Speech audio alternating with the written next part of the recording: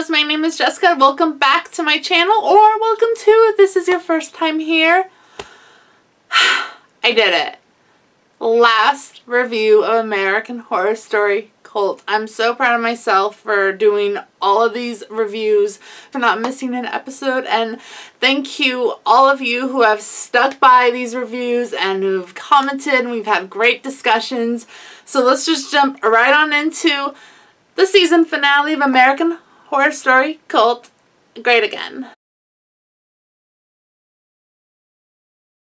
The basic logline is that Kai plans basically foil. Allie moves forward in her life as she runs for senator, and Kai seeks revenge. I think we should just jump ahead to the standout scenes instead of going beat by beat the episode. If there's something I missed, feel free to drop your comments down in the discussion bar and we'll talk. What I call discussion. It's a comment section, but I feel like it can also be utilized as a discussion area. First thing that came off to my mind, or at least that just made me happy, that I saw that Evan Peters was still playing Manson. They still have Manson throughout this episode. I think really only in 2 or 3 scenes where he appears as Kai's, you know, thoughts, the inner Manson that Kai's been channeling this whole time. Before the kill kit scene, another one that actually stood out to me was Beverly and Allie's scene in the kitchen, where Beverly confesses that she wanted to be the last one standing, but now she wants to be basically the first one to die. And Allie encourages her just to hold on, like things are gonna happen, tomorrow is a great day. And the audience knows that Allie doesn't mean, you know, the night of the 100, whatever it's called, you know, they're gonna go kill the pregnant women. Lovely times. And we know that Allie is not referring to that. We know that Allie is going to get her revenge, and the whole time just sitting there, how are you gonna get your revenge? When, and it pretty much happens in the kill kit scene where all the men are, you know, checking off the weapons they have, and they're practicing stabbing the melons. Allie excuses herself, and first off, I don't know why she left Bev down there. It probably would have been too suspicious for Allie to be like, okay, Bev, follow me. So Allie leaves the house and she goes into the FBI vans, and the FBI goes out of the vans, and we get this great scene of the FBI storming into the basement, shooting the cult members. Kai's great, you know, last words in that scene is motherfucker, and he gets pinned down. Beverly shoots a cult member and she feels great. They take Beverly away, and we get this great scene of when the FBI has Kai. They're escorting him out, and Allie's standing right there, and Kai tries to attack Allie because now he knows who the rat really is. Allie has moved forward. She has a normal sense of life back, except for the fact that everyone looks up to her. There's the scene when she's working in her restaurant that she still has, that someone wants a picture with her, and Allie declines Oz's birthday party. She gets a phone call for someone wanting an interview, and they do this great line. It was like, if she turned down Lana Winters, why would she do with this Matthew guy or whatever? The best part of this scene happens is when the phone rings and Allie answers, and do you want to accept this collect call from Kai Anderson from the prison? And she accepts the call. Now, I don't know why she'd accept that call. I guess to show that, well, Allie's not afraid anymore, so that's why she's going to accept the call. We get this great conversation between Allie and Kai. Kai has gotten the delivery from the genetics to prove that Ozzy's in fact not his son, and that Kai basically has nothing. You're trapped in a cage, you'll die forever, and what you worked for is going to be gone forever. And we just get this great, another acting moment from Evan Peters as he's just screaming, yelling on the phone that I am the movement, I'm coming for you. So basically, it's a threat call. Kai gets taken back to his cell by Gloria, and he funks her. We see Allie is doing the interview. She agreed to the interview, and I feel like it was because of Kai's call is why Allie is now stepping out. I feel like it's almost a challenge to Kai as Allie announces that she is running for senator. That part I didn't really see coming, but it totally makes sense, and I like that now she, in a way, is following in Kai's footsteps. Allie doesn't know why she is ranking in so low. She has all of this support and everything. Is ranking low in strength and lack of experience. And the great line, I loved this line so much. I thought it was just smart writing as a reflection in the episode, in the season, of Allie's character, and a great line that isn't so punching in the face to today's society, but definitely relatable to today's society. And that line is, "It is sad when strong women scare you instead of clowns." I just thought that was smart writing, very symbolic, metaphorical writing. So that was probably my favorite line of the whole season. We have this great disturbing scene of Trevor, who was accepted into the cult group, and I don't know if Kai accepted him exactly because of how he looks like, but the fact is he accepted him. And then Trevor comes in and he got all the tattoos, he got his head shaved, he looks pretty much exactly like Kai, and we all know where this is going. He just stabs Trevor and starts to mutilate his face, and Gloria helps him. So we see that there is a pair of officer uniforms right there that Kai's gonna dress up in. Trevor's body is, they're gonna identify as Kai's, but they're not gonna be able to tell, but it's gonna be assumed it's Kai's. So Kai can get out, and I thought this was a great scene, kind of a scary scene of, in a way, how easy he was able to manipulate all these people around him, even in the prison system, and a CO, correctional officer, and how easily he was able to walk out with Gloria back into the world. And then the next scene, standout scene that also kind of goes into the ending of the episode here, is the debate between Allie and is Jackson? His name was? I don't remember. I'm sorry. So the other guy, and then she does this other great line that is, of course, a slap in, more of a direct slap in the society's face, which wasn't really smart writing, about saying that you can call me a snowflake, but a million of us will make a blizzard. We get this great entrance of Kai just kind of sneaks in. He has his head down and he goes in the microphone and says he wants to ask a question.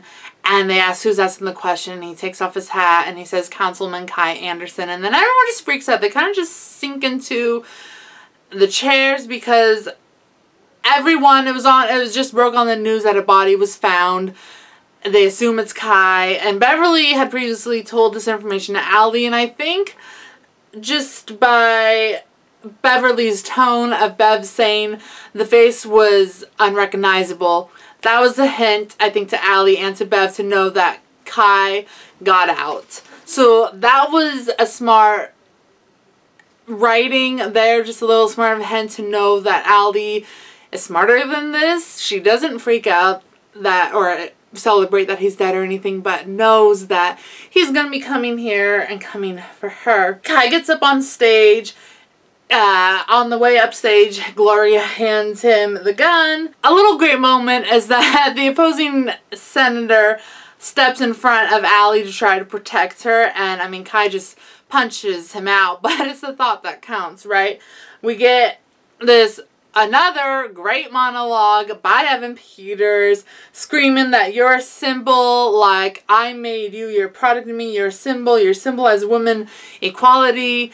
Is essentially what he was talking about. And Kai points the gun and says that women can't lead, they can't win, they have to know their place. The only place is to make sandwiches. And Kai pulls the gun and nothing. There's no bullets in the gun. And then we get this great flashback that I didn't see coming at all.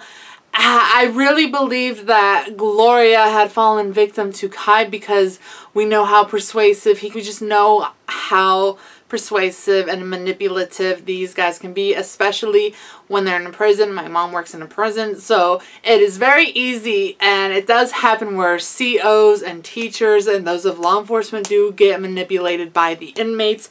So that's what I assumed that happened, that Gloria was 100% manipulated. But we get this wonderful scene that Allie had met Gloria. Allie tells it as it is, that he's going to prey on your insecurities. Has he talked to you, made comments about your weight? And it is a known fact that Gloria, hates having to call and hear divine ruler. So that's when Allie knows that Gloria has her. It was Allie that did set this up from the beginning, at least from Kai escaping, because Gloria was by Kai's side and made it happen the whole time, and getting him to shoot her in front of the public and everything like that. And it was, again, there was this great line that Bev said to Allie, "You're the one that everyone should be afraid of, scared of." And that is so very true, seeing Allie's transformation from episode 1 all the way to the season finale. Anyways, back to on stage.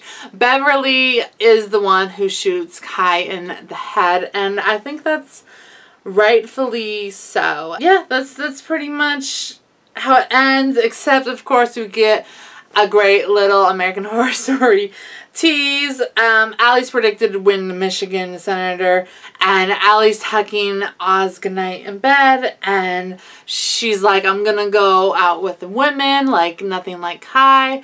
And we have this close-up shot of her looking in the mirror, and she's just staring at herself, kind of, I don't know, almost cold-hearted in a way. Not much emotion going on there. And she slowly brings up a hood of a green velvet cloak, which is alluding to Valerie Salonis, and kind of as predicted in a way that Allie is kind of getting herself not too much into what Kai has done, but into the whole cult thing and more of a following of Valerie Salonis and Scum. My thoughts for this episode: I did really like the episode. I liked how it played out, although I have to admit it was kind of predictable. Like, as I mentioned, I think in the last episode I mentioned that don't think Kai is going to be killed. I mean, he was killed, but not before he was sitting in prison